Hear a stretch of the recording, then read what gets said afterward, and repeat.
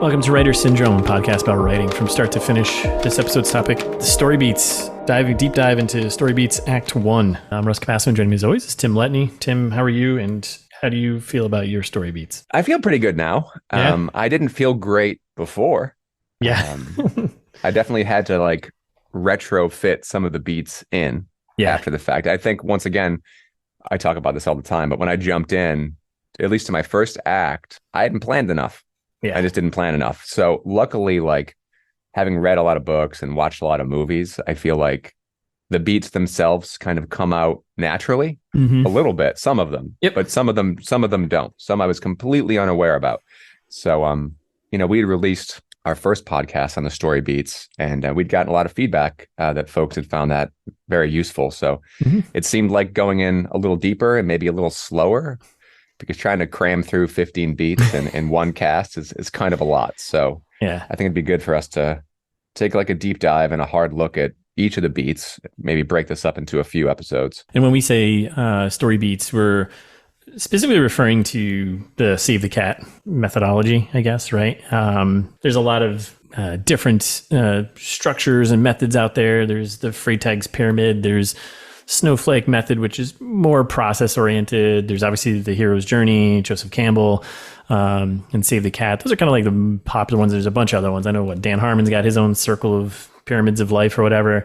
I mean, at the end of the day, I looking at all these, and I've read all the books on these, and you're constantly reading about all the plots and structures. I got another book right here just called Plot and Structure, and I'm flipping through that. I'm like, at the end of the day, a lot of them cover the same moments of breaking down a story into some type of structure, and a lot of them just call them something different. Yeah, in one book it'd be they call it inciting an incident, and another one they call it the catalyst. One will be called the refusal of the call versus the debate. So a lot of them touch on the same thing, just using different words. Try to make it their own, but at the end of the day, there's some key things that most stories will hit, and you'll find it once you start kind of paying a little bit of attention to it, and it kind of it's a little bit how the sausage is made. And sometimes at this point I get a little distracted when I'm watching a movie and I'm like, oh, and saying, oh, the debate. Oh. Yeah. It's I can't help now that I see them, that every time it rains, during the, all is lost. I'm like, oh, it's raining. It's raining. There's thunder. All is lost is coming. Which is good and bad, for a moment. I will say that once you see them, and it's kind of the Matrix for a second, it kind of can take you out of the world, and it ruins the suspension of disbelief. But in the same respect, it's really interesting to see the choices that the screenwriters and that the authors are making, because sometimes they're super surprising, and other times they're not. Really disappointing. They're a little telegraph. So we're gonna dive into kind of, I guess, the Act 1. I think we should say that when we refer to these beats, right, it's inside of your kind of, I won't say pop, but your classic 3-act structure when it comes to storytelling. And we know that there are other novels and other methodologies of filmmaking and storytelling that don't fit into the structure.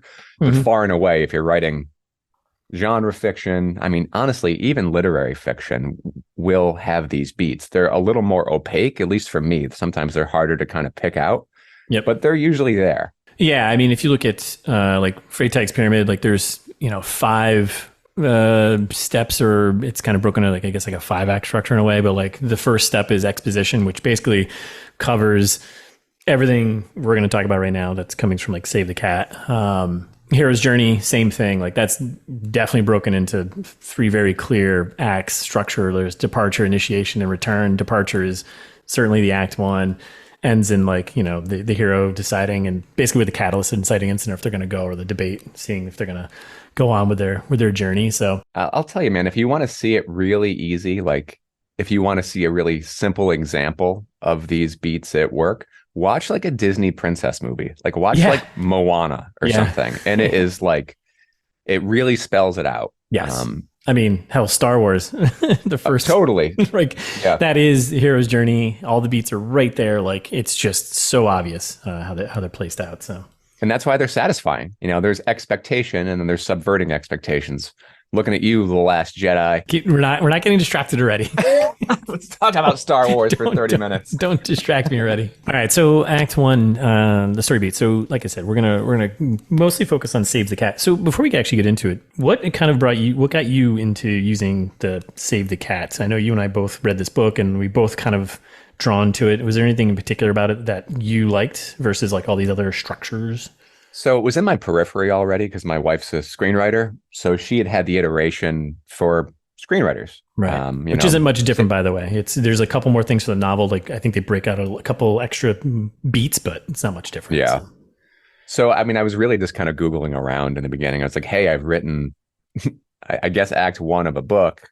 I should make sure that I know there's a structure, right? Like I know it's there inherently, but I didn't know the different beats. I didn't know where they were. So I started looking at books and resources, and the Save the Cat one kept coming up. And not only did it keep coming up, but on blogs, a lot of people were just kind of reiterating or almost explaining the book. Really, it's like, here's a synthesized version of this. So I figured it might as well just go to the source and read through it. It was super appealing. It really, much like Stephen King's On Writing, it's very accessible. It wasn't intimidating. Yep. And it breaks it up into like really digestible chunks with examples through fiction. Yep. For each beat. So I found that really, really useful. There was, I mean, not to go on a tangent, but there was some that I had a hard time with, like some of the beats. But as far as just identifying a writer's resource that was easy enough for me to digest while writing. And I think that was, I mean, we talked about it during the process, because I was a little conflicted. I was like, Russ, I'm reading this book, but I'm also writing. What do I do? And you were like, just keep writing. Just keep writing. Just keep writing.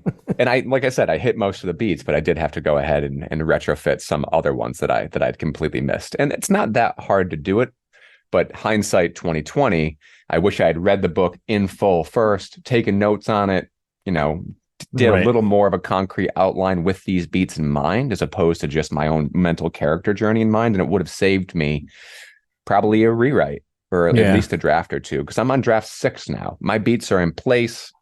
I think one of the things is, like, with each of these beats, they all have a rough percentage of like how far along in the book you should be, or maybe how much of the book these beats take up. And I think some of mine were inflated, like some were longer. My Act 1 initially was like huge, like way too big for an Act 1. It was like the size of an Act 2. Yeah. So I wish I had 2 bearded men telling me inspirational voices coming through my ears and being like, how about you? What pushed you towards it? I mean, because you read a bunch, right? Yeah. I'd like honestly only gone to this one. I think I read them all. There's so many different books, like Story, Robert McKee, there's Diving into Story by Truby, whatever. They all kind of talk about the same thing. I got through all of them, but I landed on Save the Cat because I like Jill, I had read the Save the Cat writes a screenplay first, and I really liked it, and I was like, it's like you said, it's not intimidating, and I like that it was very approachable, and it also in my brain helped me visualize a little bit more structure, because I did the same thing you did, where I retrofitted all these beats afterwards. I had some that were in pretty good shape, but then I end up having to move a lot of scenes around and make things, make a little more sense, which was really helpful. I mean, it was also helpful because I moved to having 3 POVs for host, and I ended up writing out the story beats for at least 2 of those 3 characters. The third one he's got a couple scenes. It wasn't enough to like go through the whole process, but I did for like 2 really important characters, kind of moving through the story. And that was really helpful, super helpful. And I think it helped with like pacing, and it made the story a little bit tighter, and just, kind of kept that action moving along. So again, I think it was just easily digestible, and the way it walks through what the beats are and gives you examples, I think was really helpful. Where a lot of these other ones, they give you examples, but it doesn't feel like it's a cohesive, like, and moving from one step to the next step. It's like they'll take one example from one novel or one movie, and then for the next beat, they talk about another one. I'm like, well, that's not helpful. Yeah. Walk me through. What I appreciated about Save the Cat was that it was very character focused, meaning that they teed it up as that these beats are the character transformation machine. Like, yes. Yep. And we all want a satisfying journey for the main character. We want them to make logical choices through that, but we kind of want to bring them. In my brain, I picture this kind of like mechanized ringer. It's like we are running the main character through kind of this hell, this torment in a way, to make sure they come out the other end a better version of themselves. And for me, that was super appealing because I was like, okay, this will make sure that I have a nice character arc, a nice character journey, and that, you're torturing your darlings while, making them the very best version of themselves. And that was super appealing. Yeah. And I'd say like there is a little bit of, pre-work to this, I think. And I think if you listen to like our character motivations and building characters episodes, kind of starting there, and then you can get into this because even in the book itself, it talks about creating flaws, your needs, your wants for your characters. And then you can use this because it's more structure for like how the story's going to play out and kind of combining like that character's arc, like you said, into the plot as you're moving through. So I think that's why I like this structure a little bit more. And I mentioned this multiple times. For host, I use the snowflake method, which was looking back at it, I really liked, but it's more process oriented. And helping you move along to kind of almost create a schedule for yourself to get to the next piece. I'll tell you, that was so overwhelming for me. I appreciated it in the beginning, the kind of like character descriptions, the motivations, the summaries, like it helped me get my head around the story. But once I got into it, just felt like a lot of structure, too much. Yeah. And like a lot of prep work. I was like, when the heck do I start writing? When does this happen? Yeah, no, I agree. And at this point now, I've taken the things I like out of that process and I'm mash it together with this one. So I kind of have the two mixed together. So I think at the end of the day, like there's tons of books, read them all and find the ones that you work for you. This may not work for everyone, but it works for me. It's weird. I mean, I say accessible, Save the Cat, even the cover, it just seems so simplistic and what it was appealing. Whereas something like Robert McKee's story, I feel like I need to say that in a British accent. Yeah. Like it sounds like very haughty, like Robert McKee's story. All right. So do we want to dive into the first act here? Yeah, let's do it. Right, act 1. Act 1, page 2. So this is for the Save the Cat purposes, and like I said, this kind of aligns with all the other methodologies you'll find out there. But they have like basically 5 beats in the first act, right? And overall, like the structure they kind of give you is like 20% for their first act, 60% is your second act, which is going to be a beast, and then another 20%, I think, to kind of round out the third act is kind of how it's broken out. So it moves, and I've definitely felt like, oh man, my first act is only 2 pages. Oh, geez, what do I do now? I'll tell you, man, when I structured mine, I mean, luckily I restructured, but my first go round, I mean, you saw it. My act 1 was probably 60% of the book. I remember you telling me the word count. I was like, I think you're doing it wrong. I know I shouldn't say this, but I think you're doing it wrong. And whereas I was the opposite end of the spectrum, where I was like, I think my opening act here is, I think I just got to everything in like 2 pages. Like, shit, I need to kind of build this up a little bit more. But so the 5 major beats in like the first act are like opening image. I'm just gonna call them out and we'll kind of dive into them. But it's opening image, theme stated, setup, catalyst, and debate. Yeah, opening image. And that's basically just kind of that opening thing. It's just right there.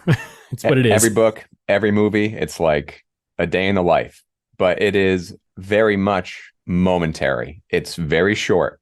Yeah. It's like you want to show your character, your main, in their typical day, their typical atmosphere, their typical surroundings, but it's super brief. Yeah. And it's kind of interesting because I'm happy to do some comparison to host because there won't be any spoilers here, but my opening image actually is kind of prologue-y, and it's like a kind of a shot of, I think, later on, where I feel like the next chapter where I get into my main character's life and kind of his normal world is more setup. Really? So I always feel that's how I flagged it, because I was like, opening image, because like the opening image I think does a couple things. It does a few things too, is it kind of sets the tone for like what the story is, right?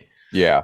But if you're looking at it from this, I love that we're arguing already. Yeah, Beat 1. Well, no, this Russ is great. and Tim argue. Well, it's good because like I'm curious if we're taking like a character focused perspective of this, the opening image in my brain is where you show the character before their change, right? It's like the the first introduction to who they are, what they're about, what their surroundings are. And then hopefully by the end, at the end of all the beats, maybe you go back to this opening image or some kind of similar place, but the character themselves is completely changed. Like they wouldn't fit in this opening image anymore by the time you get to the end of the 15th beat. They'd be out of place. So then I'm like already playing a little bit backwards then a little bit, because then I guess my opening image then technically would be chapter 2, where I go right into Elliot's normal life. That's why I think your chapter 1 is a prologue in my head. Because it's like a cold open, like you set the stakes. It's awesome. Yeah. But also it came in a little later, right? Like draft 3-ish? Yeah. Draft 4? Yeah, because like originally it was starting out with it started out basically with the opening image of Elliot's normal life. And I was like, this is kind of boring. So I wanted to set the stage of like giving like that promise and what is this going to be for the reader. So I grabbed like a scene that happens in probably late act 2.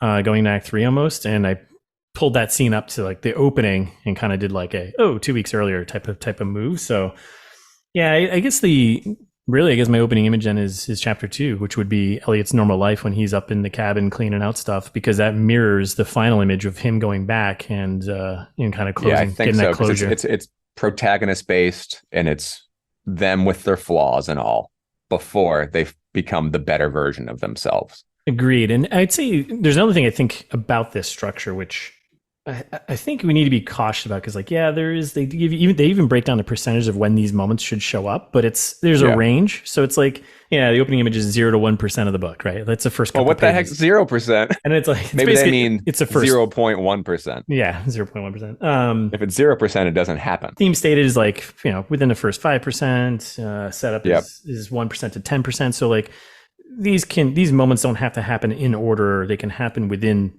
just early on. I think that's an important thing to call out. So moving to beat 2, this is one that I had to retrofit because I did not have theme stated. Yeah. And I was like, how do I get this in there? And also I was like, what the hell's the theme? Yeah, I had this problem too. Yeah. And I think mine, I capture that still in that second and third, or that second chapter is 2 separate scenes. At least when I had broken out my handy dandy spreadsheet here and I tagged like where I thought some of these things were happening. Yeah, definitely. That all happens in chapter 2 for mine. So I have the opening image and the theme stated, I think mostly in that second chapter. What is the theme stated is basically kind of a statement made by the character, typically not the hero, hints at what the hero's arc is going to be. Yeah. And it's kind of the underlying, hopefully you're not just being like, you need to trust people, but there's some. I think that's okay. I mean, if that's the theme, I think one important thing when you're talking about theme stated, not only is it stated by a support character, but it is not listened to by the protagonist. Yes. They hear the theme and they don't acknowledge, or they don't internalize, or they dismiss the theme because they are not ready to hear it. Yep. But the audience is ready to hear it. And you'll notice it like all the time in like teen movies or cartoons. It's often like it's Into the Spider-Verse, they'll use the parents will say something. I do the same thing. Like I have like the dad say something and my main character just kind of like rolls her eyes into the back of her head. Yeah. Because she can't hear it. She's not ready to listen to that. It just sounds like all of that white noise and chatter that people say to you during that time. So then what's next? The setup, right? Setup, which really feels like kind of like a sister beat to the opening image. It's like the opening image, but kind of drawn out a little bit more. Yeah. And they can probably double, I guess. I mean, you could probably condense these 3 beats into a scene or 2. Yeah, absolutely. But I mean, I guess the setup, it's usually multiple scenes, but I will say that it probably begins during the opening image. Really. I mean, opening image itself is part setup. Absolutely. And this is like not just an opening image, but it's an opening situation. So it's the life of your protagonist. You get to see the flaws and see how they're interacting with their world currently. You'll meet supporting characters, and then you'll come across what the protagonist thinks is going to make them happy. Their initial goals. Once again, they haven't gone through this character transformation machine, so their goals and their wants are broken, and they're not what they need to make them happy, but they need to have them during this point. Yeah, definitely. That can all be done pretty quickly. And it should be, I think. I mean, to keep the story moving along, right? Like you want to get a quick glimpse, not spend maybe too much time in there, but. I love your setup, man. I like thinking about your main character. I don't think it's a spoiler because it's early on. Yeah. But what are they doing, right? They're like packing up their father's things, right? Yes. It's like covering it up, storing it away, hiding it away, because he thinks that he needs to move on, right? To not look at the dad's work and not look at his life. But what he really needs to do is dive in. He doesn't know that yet. He's making the wrong decision. Yep. I always thought that was cool. Thank you. I thought you handled that well. Thanks. Yeah, and then he kind of almost in a weird way absorbs the flaw his father had of like this obsession, and which, I don't get into how that played out against the family. I do a little bit, but it kind of takes you away when you have this obsession over something, and it kind of pulled him out of his own normal life and in kind of some shape or form. So. Well, what's your catalyst? I guess not going into too deeply, but like your catalyst is what? I thought you were going to say. Well, I'm thinking about it in my head because in a way, like your chapter 1 isn't really a catalyst, but it sets the stakes. Yeah. So chapter 1 is just setting the stakes, tone of the book. Chapter 2 gets into Elliot's, my main character's setup, technically his opening image, his normal life, and theme stated in there. And it's not until chapter 6 when I bounce back to him, because I go to 2 other characters between then. Chapter 6, I think, is really where his catalyst comes along, where he's taken some of the stuff, he's found some of his father's notes, and he comes home, sets up some of the equipment, and then he hears the thing that his father had heard. He hears the signal. And I think that's kind of like, that's his catalyst to then move on to be like, all right, what is this? So this thing was real. And there's a little bit of a debate in there too. I kind of broke it up. It's 1 chapter, but I have it in 2 separate scenes. I kind of mashed this together where the first scene is Elliot bringing the stuff back, setting it up, and then hearing the signal, using his father's notes to find what he was hearing. And he finds it. That kind of gives the intrigue. And then the next scene is support character comes by, his friend Jake, gives him some information about the stuff his father was digging into. Okay. Then it actually leads into, I'm trying to remember all these chapters. I haven't read in a while. I'm like looking at my scene breakdown here. I was like, Jesus, this was so long ago. But then he gets a call from his editor. And that's really the catalyst, because the editor is like, hey, did you check out this thing? Blah, blah, blah. There was this hack and, that happened at this telescope, this observatory. So the call and the hack, right? I mean, because we're taking a step back, we're thinking broadly, the catalyst should be something that happens. Yep. Some kind of like event that changes the life of the protagonist. And even if they may want to go back to their setup or their opening image, they can't. Their world has changed. They can't step back into that world because everything's different now. Yep. And it needs to be so substantial that there's no way to turn back. Like they are pretty much on a conveyor belt moving forward. They may groan and not want to go on that conveyor belt, but that's where they're going. Yep. Yeah. And I have my character grown a ton and really want to go back to the opening image and the setup. And that's the kind of pull that I have, that kind of teenage pull. I will say that the catalyst is where my act ballooned. It completely ballooned, and not just because it was a catalyst for my single character, but so my catalyst broadly is like an outbreak event in this kind of picture in this book, which is fine and good. But if I've got, 1 main, but, 2 other really strong support characters, I have them go through the outbreak event. And for a while, I had it as cascading chapters where it was like the main had a catalyst and then the other 2 had a catalyst. And I had but not only did they have a catalyst, they had a setup, so like it just elongated it. I restructured it to move that stuff into act 2 to make the first act really just the protagonist, the center of that story. But I guess it's a word of warning. It can be tricky. I mean, it was tricky for me. I'm still kind of struggling with it, honestly. Yeah. Yeah. And I think looking now, remembering this chapter, it's 1 chapter I have that he goes through catalysts.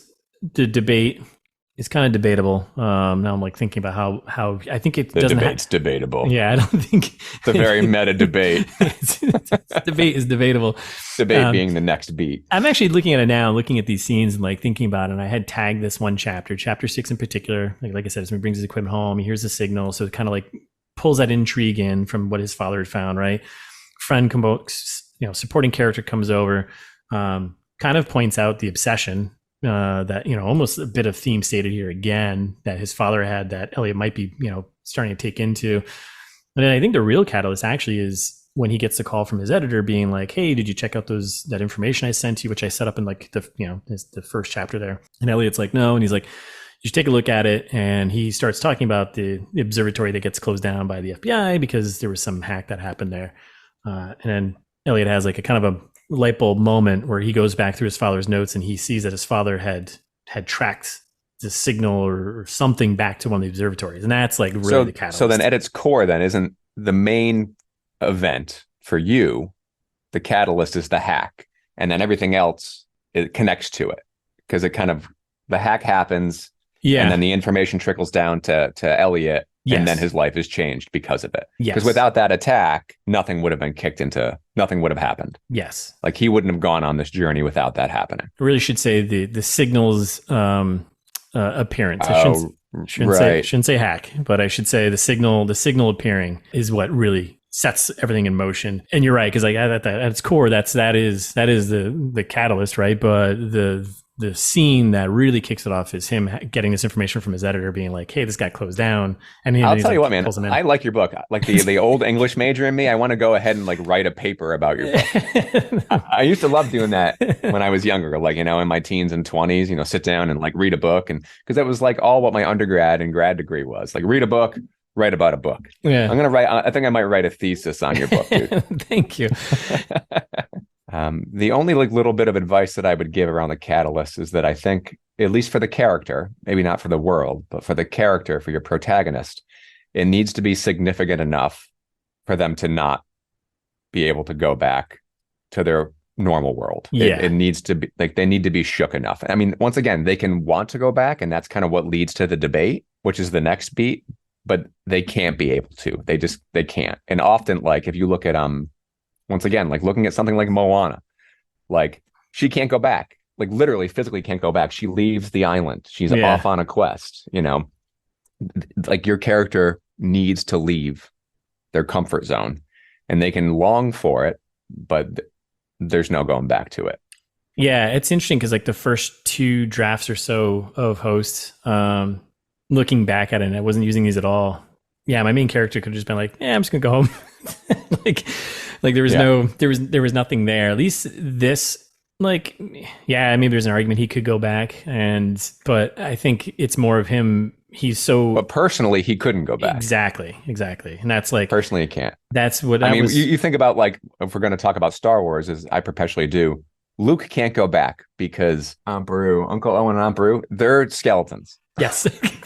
They've been murdered by the Empire. His family is literally dead, so there's no going back. There's no going back. And the catalyst is kind of multi-beat. It has a little bit to do with the droid and, going to see Ben and all that stuff. The message from Leia, yep. But he can't go back because there is no more home to go back to. He has no choice. Yeah. It is the most cut and dry catalyst. Yeah. I'm going to go home. Oh, wait, my home is destroyed. Yeah, and that all happens. So, I mean, it's a really good example of this catalyst debate too, because when he's talking to Obi-Wan, Obi-Wan's like, "Come with me, and we'll go do this thing. I'm too old for this shit." Basically, what Obi-Wan says. Yeah. And Luke's like, "I can't do this. I can't fight the Empire. What am I going to do?" And that's kind of his debate right there. Yeah. And then really, right? It's kind of like combined and like in that 1, 2, 3 scene beat. And then when he goes home and he finds some toasted aunt and uncle, he's like, "Yeah, they're all really interrelated." And in a way, you're right. Luke's debate happens before the catalyst, right? Or it happens at the same time, and the catalyst itself is a multi-scene beat for him. Yeah, and like I said, a lot of how these beats are broken up. There is no, you don't have to do them in order 1, 2, 3. I mean, obviously there's some key ones. You obviously can't. I mean, can't. I guess maybe you could start off your catalyst, but I don't think you would do that. Like you need to. There is some expectation, I think, from a reader when they start a story. Yeah, you can combine some of these things together, and sometimes that'll just happen naturally and kind of just fit based on what the scene itself is. So yeah, even though they're kind of segmented out by bullets or numbers, they're all connected. They can all be tied into like the same. Well, they're all tied into Act 1, really, right? There's a nice flow. And I mean, my first act goes until about my chapter 8, I think, in my book, but that's covering 3 different characters. And really, I get through my main characters, setup, status quo, theme stated, opening image, catalyst, and debate in 2 chapters. I want to say too, right? I know, right? Objectively, it seems prescriptive. And I know when I was younger, I was like, I'm going to subvert expectations and I'm going to write backwards and upside down. I was like so impressed by like House of Leaves, the take on format. But the beats are very present in House of Leaves. Yeah. The reason these beats exist as they do, whether they're called different things or maybe they happen in a slightly different order, the reason why they're present in most storytelling is because they're satisfying to an audience. So as much as you want to be like, well, I don't want a huge catalyst, or I don't want my character to have a debate, tried and true, the audience expects it. Even if they don't know they expect it, they expect it. Yep. And if you end up dropping some of these bigger ones, especially at first, you may be hurting this transformation of your main, I think. Because honestly, like, I don't want somebody telling me that my character has to debate. Objectively, I'm like, oh, why do I have to make them hem and haw if it's not happening organically? Yeah. And my answer now, after like writing a book and doing all this research, is go make it work. Like somehow make it work, because it just won't be as satisfying. So the debate, it's pretty short. It's typically like it's a reaction, right? It's going to be a reaction to the catalyst. It's going to be their reluctance to change or to want to take on this journey. In the Hero with 1,000 Faces, the hero's journey, it's the refusal to the call.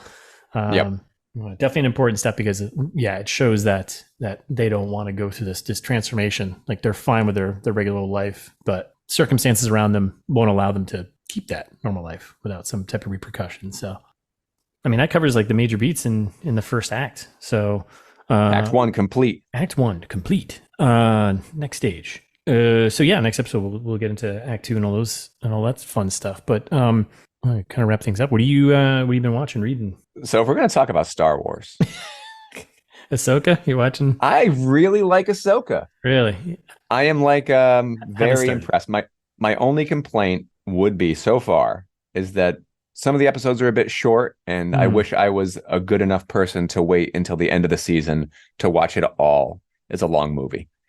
But I think it falls somewhere in between. Now they range between like lately, like 50. The first episode and second episode were a bit long, but 3 and 4 have been, 38, 39 minutes, 40, 41 minutes, around there. Yeah. Including, I think, like credits and stuff. So they're not super long. But I would rank it so far, and we'll see where it goes. Somewhere, like, if my tier ranking of televised Star Wars is like Andor is like the feather in the cap. Yep. And up until now, like Mando season 1. Yep. I would put Ahsoka probably below Mando 1, but above everything else. Oh, that's good. Above Mando 2, above Mando 3, well above Boba Fett. Obi-Wan. For live action. Yeah. Star Wars television. I think it's wonderful. I think Filoni's killing it. There's like a lot of Kurosawa influence. There's obviously a lot of George Lucas influence. Yeah. It just feels like measured, patient storytelling. I will say that if you probably haven't seen Rebels because it's for children. I haven't. But it's worth watching. I've heard. I think it's worth watching. Yeah. Especially now, like kind of where they're going, and it's all connected. If you're looking for like some expanded lore or some more information about the characters, in and of itself, I think Rebels is strong storytelling. So it's really cool to see it in live action. Honestly, I've been super impressed. So you reading anything, or? I'm like spread out over too many things right now. So like I'm barely reading enough of each thing. I'm reading that Tarantino book about film. The intro is wonderful because you can see like Tarantino's open image and like what his catalyst was for turning him into the person that he is today. His youth was filled with movie watching with his mom and his mother's boyfriends and exploitation films and, participatory crowd experiences from a super young age, like 9. Yeah. He was seeing some stuff. His mother was very, very permissive when it came to what he was watching, as long as it was within context. So super cool. How about you? Let's see. For reading wise, I finished the Shards of Earth, the Adrian Tchaikovsky one. Overall, I enjoyed it. It's pretty heavy sci-fi, I guess I would say. I don't know what the terms. There's so many subgenres, but it's like a good 500-page sci-fi book, you know. I will be honest, I liked a lot of parts of it, and it's part of a trilogy because, of course, and at some point I'm sure I'll read books 2 and 3, but it was a slog for me, and it was like some parts I'm just like, oh, this is boring. Let's move on. But it didn't take away from some of the characters I really liked and like the underlying story and the things that were going on.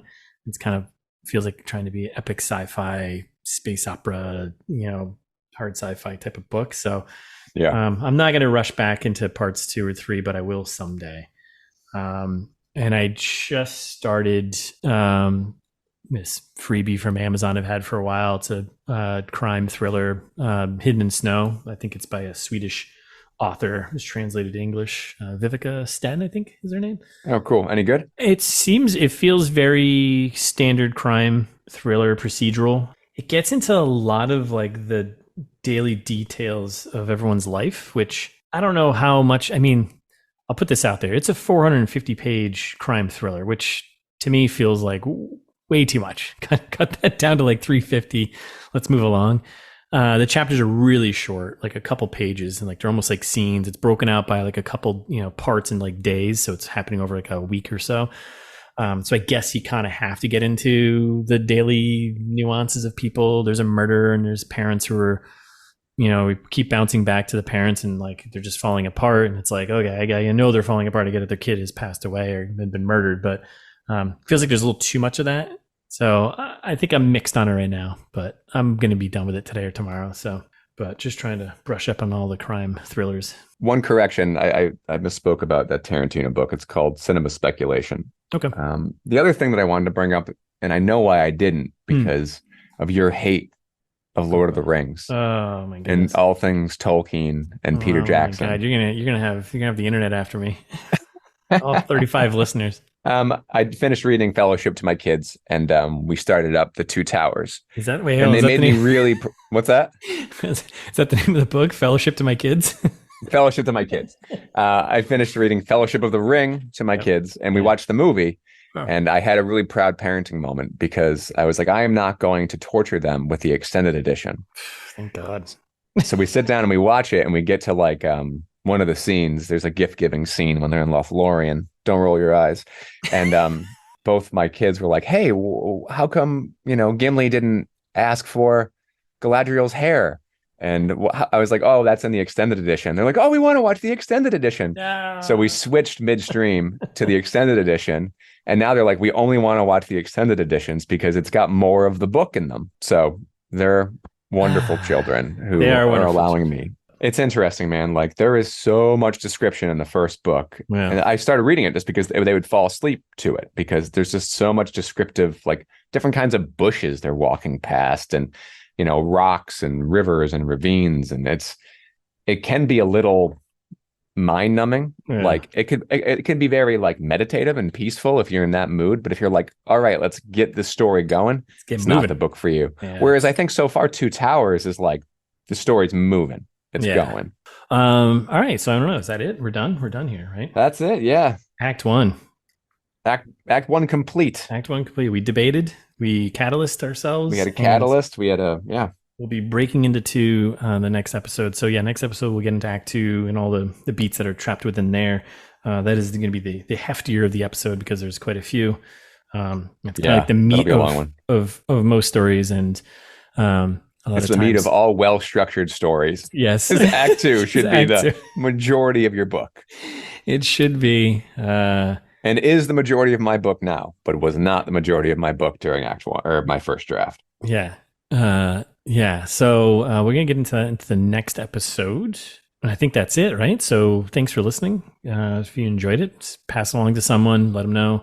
We're on Instagram at Writer Syndrome Books. We're still on the service formerly known as Twitter, writer_syndrome. We're on Threads. They're throttling us lately, man. I am not a fan. Yeah, well, the algorithm is not loving us these days. Well, I don't know. Yeah, fuck them.